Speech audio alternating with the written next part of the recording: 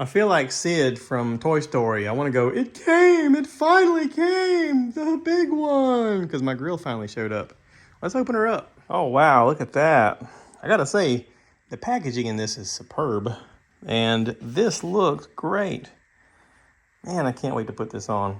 It's got all of the tabs like it's supposed to have in the back, and I'm guessing all the holes match up where they're supposed to. Let's go ahead and see if it does. Ooh la la, look at that, look at that. Isn't that something? Man, that was good. I did have to take this off the winch to get the grill back here because it sticks out this way just a little bit more the way it's molded. Man, I like that. That is very nice. Very nice.